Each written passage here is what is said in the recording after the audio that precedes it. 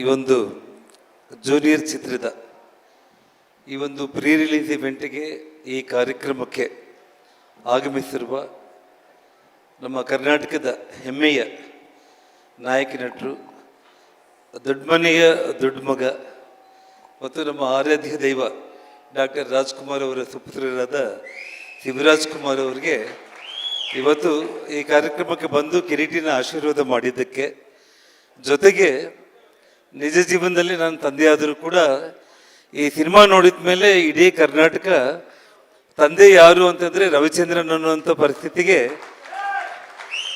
ಯಾಕೆಂದರೆ ನಾನು ಸೀನ್ಸ್ ಎಲ್ಲ ನೋಡಿದೆ. ನಾನು ಅವರಿಬ್ಬರು ಕಾಂಬಿನೇಷನು ಅಷ್ಟು ಅದ್ಭುತವಾಗಿತ್ತು.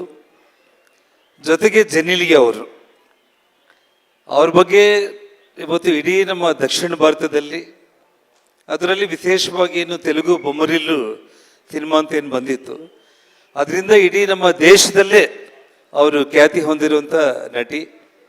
ಬಹಳ ದೊಡ್ಡ ಕುಟುಂಬ.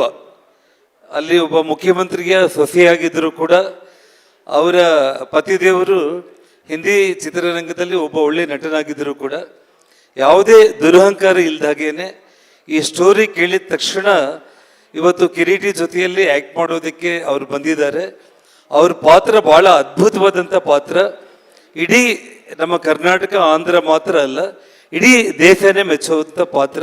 ಅವರು ಕಿರೀಟಿಗೆ ಆಶೀರ್ವಾದ ಮಾಡಿರುವಂಥದ್ದು. ಮತ್ತು ನಮ್ಮ ಸೆಂಥಿಲ್ ಅವ್ರ ಬಗ್ಗೆ ಸಿನಿಮಾಟೋಗ್ರಫಿ ಅಂದರೆ ಬಾಹುಬಲಿ, ತ್ರಿಬಲ್ ಆರ್ ದೊಡ್ಡ ದೊಡ್ಡ ಸಿನಿಮಾಗಳು ಮಾಡಿರುವಂಥವರು. ಒಬ್ಬ ಯುವಕನಿಗೆ ಆಶೀರ್ವಾದ ಮಾಡೋದಕ್ಕೆ ಅವರು ಒಪ್ಪಿ ಮಾಡಿರುವಂಥದ್ದು. ಇನ್ನೂ ವಿಶೇಷವಾಗಿ ನಮ್ಮ ಕೊರಪಾಟಿ ಸಾಯಿ, ನಾನು ಮತ್ತು ಕೊರಪಾಟಿ ಸಾಯಿ ಇಬ್ಬರು ಕೂಡ ಬಳ್ಳಾರಿಯಲ್ಲಿ ಒಂದೇ ಸ್ಕೂಲಲ್ಲೇ ಓದ್ಕೊಂಡಿರುವಂಥವ್ರು, ಅಲ್ಲೇ ಹುಟ್ಟಿ ಬೆಳೆದಿರುವಂಥವ್ರು. ನನ್ನ ಅದೃಷ್ಟ ಅಂದರೆ ಅವರು ವಾರಾಹಿ ಚಿತ್ರ ಬ್ಯಾನರ್ ಕೂಡ ಇವತ್ತೇನು ಇಡೀ ದೇಶದಲ್ಲಿ ಹೆಸರು ಮಾಡಿದೆ. ಅವ್ರ ಬ್ಯಾನರಲ್ಲಿ ಕಿರೀಟಿಯ ಒಂದು ಸಣ್ಣ ಮಗು ಇದ್ದಾಗಲಿಂದ ಕೂಡ ಅವರ ಡ್ಯಾನ್ಸು ಆ್ಯಕ್ಟಿಂಗ್ ನೋಡಿ ನಾನೇ ಫಸ್ಟ್ ಸಿನಿಮಾ ಮಾಡಬೇಕು ಅಂತೇಳಿ ಮುಂದಕ್ಕೆ ಬಂದಿದ್ದು. ಅದು ಒಂದು ಆಶೀರ್ವಾದ. ವಿಶೇಷವಾಗಿ ಶ್ರೀಲೀಲಾ ಚಿಕ್ಕ ಮಗು ಇದ್ದಾಗಲಿಂದ ಕೂಡ ನಾನು ನೋಡ್ತಾ ಇರುವಂಥದ್ದು. ಜೊತೆಗೆ ಅವರ ತಾಯಿ ನನ್ನ ಶ್ರೀಮತಿ ಲಕ್ಷ್ಮೀ ಅರುಣ ಅವರಿಗೆ ಬೆಂಗಳೂರು ಮಹಾನಗರದಲ್ಲಿ ಒಬ್ಬ ಒಳ್ಳೆಯ ಆತ್ಮೀಯ ಸ್ನೇಹಿತೆ ಯಾರಾದರೂ ಇದ್ದರೆ ಅದು ಡಾಕ್ಟರ್ ಸ್ವರ್ಣಲತಾ, ಅದು ಶ್ರೀಲೀಲಾ ಅವ್ರ ತಾಯಿ. ಮತ್ತು ಇವತ್ತು ನಾನು ಆಲ್ರೆಡಿ ಹೇಳಿದ್ದೆ, ನಾನು ಇವತ್ತು ಇಡೀ ನಮ್ಮ ಕನ್ನಡ ಚಿತ್ರರಂಗ ಅಲ್ಲ, ಇಡೀ ಭಾರತದಲ್ಲಿ ಯಾವ ರೀತಿ ಒಂದು ಕಾಲದಲ್ಲಿ ರೇಖಾ ಹೇಮಾಮಾಲಿನಿ, ಆ ನಂತರ ಜಯಪ್ರದಾ ಜಯಿಸೋದು ಆಂಧ್ರದಲ್ಲಿ ಆಗಿರ್ಬೋದು, ಮತ್ತು ನಿಮಗೆ ನಮ್ಮ ದಕ್ಷಿಣದಲ್ಲಿ ಶ್ರೀದೇವಿ ಜಯಪ್ರದಾ ಹೇಗೆ ಹಿಂದಿನಲ್ಲಿ ರೂಲ್ ಮಾಡಿದ್ರು, ಮತ್ತು ದೀಪಿಕಾ ಪಡುಕೋಣೆ ಐಶ್ವರ್ಯ ಅವರು ಹೇಗೆ ಮಾಡಿದ್ರು, ಆ ಲೈನಲ್ಲಿ ಶ್ರೀಲೀಲಾ ಹೋಗ್ತಾರೆ ಅನ್ನೋ ನಂಬಿಕೆ ನನಗಿದೆ. ಇದರ ಒಂದು ಹೆಮ್ಮೆ, ನಮ್ಮ ಕರ್ನಾಟಕದಿಂದ ಇಡೀ ದೇಶದಲ್ಲಿ ಹೆಸರು ಮಾಡುವಂಥ ಒಂದು ಅವಕಾಶ ಭಗವಂತ ಶ್ರೀಲೀಲಾ ಕೊಳ್ಳಿ ಅಂತ ಹೇಳ್ತಾ, ಮತ್ತು ರಾಧಾಕೃಷ್ಣ ಡೈರೆಕ್ಟರ್, ಈ ವಿಷಯದಲ್ಲಿ ನಾನು ಮೊದಲನೇದಾಗಿ ಪುನೀತ್ ರಾಜ್ಕುಮಾರ್ ಅವರು ಕಿರೀಟಿನ ಚಿಕ್ಕ ಮಗು ಇದ್ದಾಗಲಿಂದ ನಮ್ಮ ಮನೆಗೆ 4-5 ಬಾರಿ ಬಂದಿದ್ರು.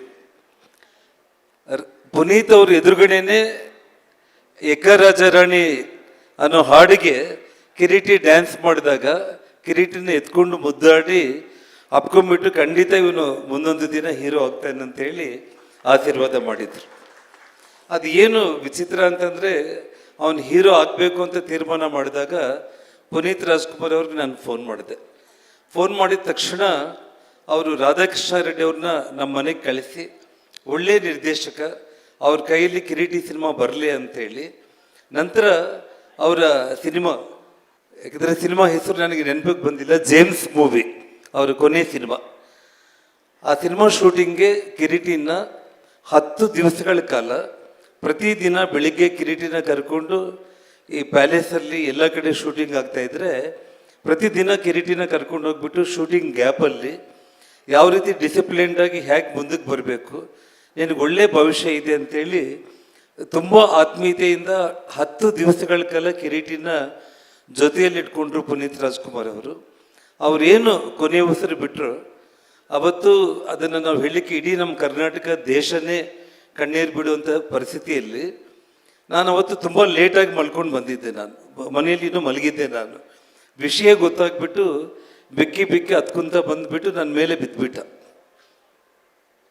ಏನಾಗಿದೆ ಅನ್ನೋದ್ರೊಳಗಡೆ ನಮ್ಮ ಶ್ರೀಮತಿ ಟಿ ವಿ ನೋಡಿಲ್ಲ ಅಂತೇಳಿ ಅವರು ಓಡಿ ಬಂದರು ಒಳಗಡೆ ಗಾಬರಿಯಾಗಿ.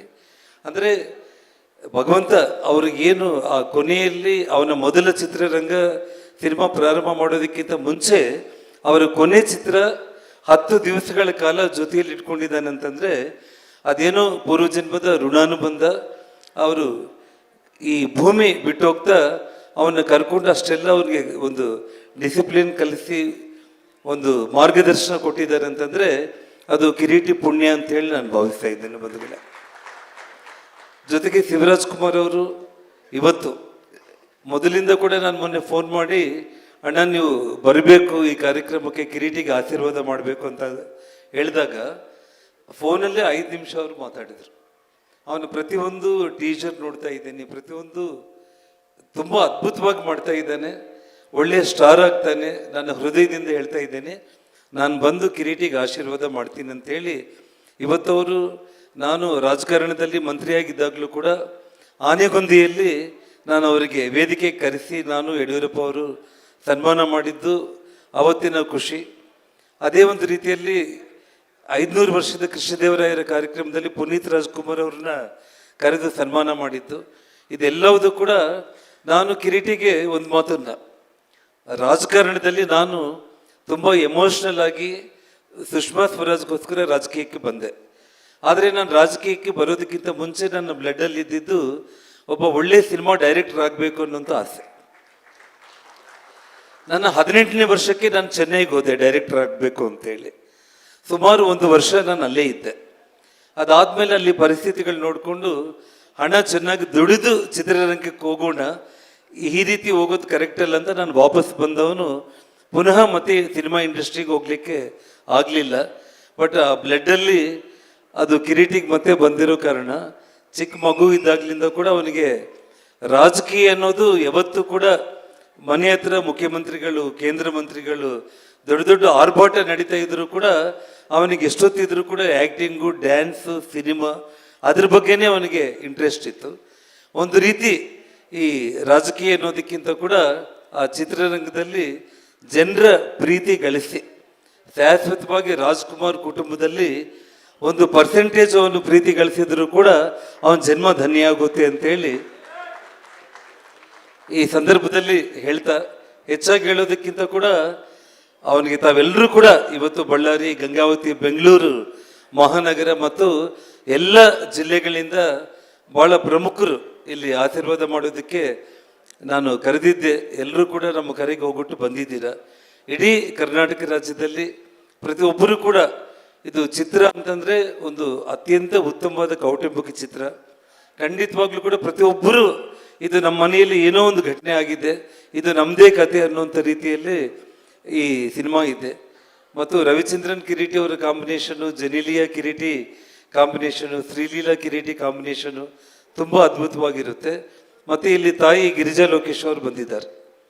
ಲೋಕೇಶ್ ಅವರಂದ್ರೆ ಇನ್ನು ಅದ್ಭುತವಾದಂಥ ಒಬ್ಬ ನಟ. ಅವರನ್ನು ನಾವು ಚಿಕ್ಕ ಮಕ್ಕಳಿಂದ ಕೂಡ ನೋಡ್ಕೊಂಡು ಬಂದಿರುವಂಥದ್ದು. ಇವತ್ತು ತಾವು ಆ ಚಿತ್ರದಲ್ಲಿ ಒಂದು ಪಾತ್ರ ಮಾಡಿದ್ದೀರಿ ಅಂತಂದರೆ ನಾನು ನೋಡಿದೆಮ್ಮ, ನಾನು ಭಾಳ ಅದ್ಭುತವಾಗಿತ್ತು. ನಿಮ್ಮಿಬ್ಬರ ಕಾಂಬಿನೇಷನ್ ಕೂಡ ಭಾಳ ಚೆನ್ನಾಗಿತ್ತು. ಹಾಗಾಗಿ ಇಲ್ಲಿ ಬಂದು ಎಲ್ಲರೂ ಆಶೀರ್ವಾದ ಮಾಡಿದ್ದಕ್ಕೆ ವಿಶೇಷವಾಗಿ ಮಾಧ್ಯಮ ಸ್ನೇಹಿತರಿಗೆ ಎಲ್ಲರೂ ಕೂಡ ಕಿರೀಟಿಗೆ ಆಶೀರ್ವಾದ ಮಾಡಿ. ಒಂದು ಜನಾರ್ದನ್ ರೆಡ್ಡಿ ಮಗ ಅನ್ನೋದಕ್ಕಿಂತ ಕೂಡ ಕಿರೀಟಿಗೆ ನಾನು ಒಂದೇ ಒಂದು ಚಾಲೆಂಜ್ ಹಾಕಿದ್ದೆ. ನಾನು ಜನಾರ್ದನ್ ರೆಡ್ಡಿ ಮಗ ಅಂತ ಅನ್ಸ್ಕೊಳ್ತೀಯ ಅಥವಾ ಇನ್ನೊಂದು 2-3 ವರ್ಷದಲ್ಲಿ ಕಿರೀಟಿ ಅವ್ರ ಅಪ್ಪ ಅಲ್ಲಿ ಹೋಗ್ತಾ ಇದ್ದಾನಂತ ಅನ್ಸ್ಕೊಳ್ತೀಯ ಅಂತ ಹೇಳಿ ಒಂದು ಚಾಲೆಂಜ್ ಕೂಡ ಕೊಟ್ಟಿದ್ದೀನಿ ನಾನು. ನೋಡೋಣ 2 ಚಾಲೆಂಜ್ಗಳಲ್ಲಿ ಯಾರು ಗೆಲ್ತೀವಿ ಅನ್ನೋದನ್ನ ಮುಂದೆ ದಿನಗಳಲ್ಲಿ ಎಲ್ಲ ನಿಮ್ಮ ಆಶೀರ್ವಾದ ಇರಲಿ ಅಂತೇಳಿ ನನ್ನ ಮಾತನ್ನ ಮುಕ್ತಾಯ ಮಾಡ್ತಾ ಇದ್ದೇನೆ. ಜೈ ಹಿಂದ್, ಜೈ ಕರ್ನಾಟಕ.